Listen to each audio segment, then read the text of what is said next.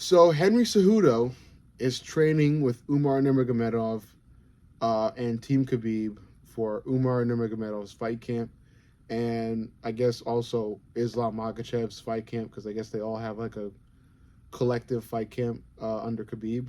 Um, but Henry Cejudo's there, and it makes things interesting because at first I was like, big deal, it's Henry Cejudo. Henry came back after a not so smart uh, retirement and lost immediately to Aljamain and Merab back to back. Um, so there's not much going on there. It's not really the best guy to bring into a fight camp. And then it immediately hit me that Henry fought Merab, so he's got experience fighting Merab Dvalishvili. Um, and that means something. That means something. And I'm seeing a lot of these fighters now make these smart moves. First it was Arman. I said in the previous video, Arman brought the only guy to beat Islam into his fight camp. And now Umar is bringing Henry into the fight camp. Now, Henry didn't beat Merab. Merab did beat Henry Cejudo. And in dominant fashion, picking Henry up and, carrying him while sticking out his tongue over to some corner of the octagon. I think it was in front of Dana or Mark Zuckerberg. But Merab brought him to fucking some part of the octagon. And it was smart, it was smart, and it just showed dominance. It showed levels. So, that's what I'm saying. That's why at first I was like, I don't know, this isn't really a big deal. But it is because, again, even though Henry lost to Merab in that fight, Henry has experience fighting Merab. Henry can now say he's got experience fighting Merab. And when you fight somebody, even when you lose, you still can read things. You still have experience with things. And, Merab is still capable of adding new things to his arsenal. But, when you go from one of Merab's fights to the next, or when you track Merab's whole career so far, he hasn't made like huge changes. Like Merab's core strengths are his superhuman cardio, nonstop takedown attempts, decent striking, and superhuman pace. And that's what's really been able to beat a lot of really good fighters at bantamweight. And Merab even beat Cejudo. So it's like, that's why, and I keep circling back to the fact that, when I first read about this, I'm like, this isn't really a big thing. But like I said, it's still things to learn about, and it still provides Umar with different looks and a wider view of the upcoming fight. And it also not only provides Umar with that, but it provides Coach Khabib with that. Because I can't get over how game-changing it is to have Khabib Nurmagomedov, the most dominant UFC fighter of all time, in your corner. And Umar Nurmagomedov and Islam Makhachev have that. So, it's also crucial that Khabib is being able to communicate with Henry about Merab's tells and what it's like fighting Merab and all this other stuff. So, despite Henry losing to Merab, this is still invaluable information that's being received and studied and decoded. And what makes it especially sweet for Umar is also the fact that Khabib dropped Merab in their fight. And not Khabib. What makes this especially sweet for Umar and Khabib is that Henry dropped Merab in their fight.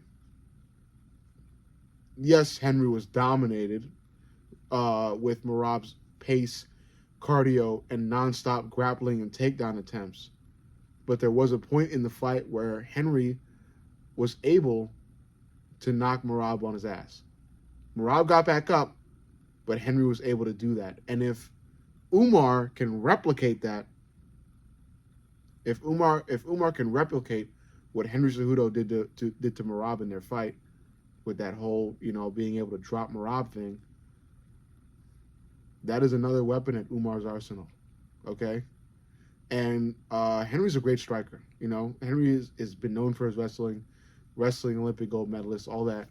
But his striking has also been very noteworthy, especially early on in his MMA career. And being able to pass that on to Umar is huge. And like I said, to finish the video, I'll circle back to what I've been saying about the Merab versus Umar fight. The whole fight is dependent upon whether or not Umar can come in as fit, if not just about as fit as Merab, because that's going to be able to tell us how the fight's going to go. That will call the fight for us, because if Umar is not as fit as Merab, and not even near as fit as Merab, Merab's going to walk all over Umar. And Umar may come out with the sweetest kicks and the nicest punches and the smoothest Dagestani grappling and Dagestani handcuffs and all this, Dagestani cool tidbits and grappling know-how and shit like that. That all may be sweet and fucking cool to look at, but executing all that stuff is tiring, and by the third, fourth, fifth round, you're gonna see Umar fucking, bowed head, hunched over shoulders, tired as fuck, and you're just gonna see Merab on the opposite side of the octagon, fucking doing Merab shit, bouncing fucking left and right, hands up, always, in and out, non-stop pressure, non-stop pace, non-stop charging at you with his, 63rd and 64th and 65th takedown attempts in rounds 4 and 5. Because that's Merab's style, and that style is whooping so many fighters. So many fighters. He's whooping so many fighters with it at bantamweight. And that's why he's champ. That's why Merab is champ, okay? Merab, has been using that style to make a beeline for the title. And once he got that title shot, he just walked all over Sugar Sean O'Malley with it. And that's what brought him here. The UFC did rush Merab into this title shot. I wouldn't call it the fairest move, but I did predict that they were going to force Merab to fight Umar, and they have. Merab even came to social media and said that, because Dana said, it was some bullshit excuse saying that Merab called him late at night and was like, I'm tired of the disrespect, I want to fight Umar. Bullshit. Dana fucking called up Merab and said, hey, you got to fight Umar, okay? It's getting late, and we need you to fucking fight right away. You're going to fight Umar. So they rushed Merab into this title fight. And we'll see what happens. We'll see how Merab responds with it, because not many fighters respond the best when being rushed into title fights. But that being said, like I said, this whole fight hangs on, whether or not Umar can come in fit. Because if Umar can come in as fit as Merab, or just about as fit as Merab, then he's going to wipe the floor with Merab. He's going to be able to piece Merab up on the feet, and his striking will be able to keep Merab at bay and it's going to make Merab cautious about the takedown attempts. So it's going to lessen Merab's takedown attempts. And yeah, that's really what you need to beat Merab. If Merab is getting beat up on the fucking feet and beat up so much that he can't even go for takedowns, you're going to be able to outclass Merab throughout the rest of the fight. Maybe even knock him out. Because if you could land as cleanly as Henry Cejudo did in this fight, where he's able to drop Merab, then you have a good chance at putting out Merab. Now, Umar's striking is very clean. The power is still questionable, in my opinion. So I don't know if Umar can knock Merab out. But Umar's striking is at a level that is definitely high enough to outclass Merab.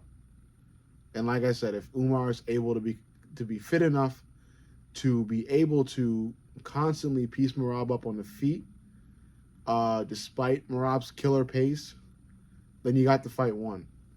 Even if Merab were to score a takedown, Umar's got good enough grappling to get himself back up to the feet, or even reverse a position and end up on the dominant side of the position thus earning him ground control time. Umar's capable of that.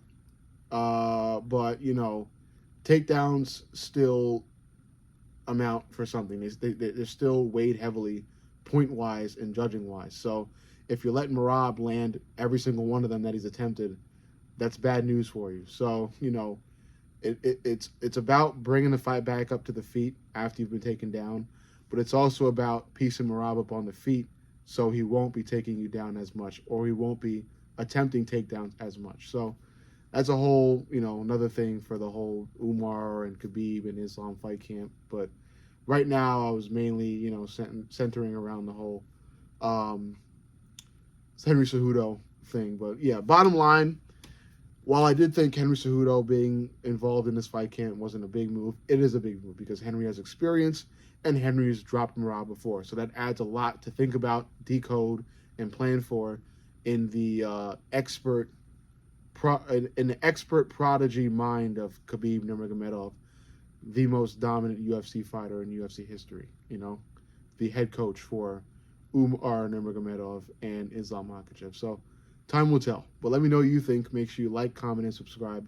But most importantly, subscribe. I love you guys, and I'll see y'all in the next.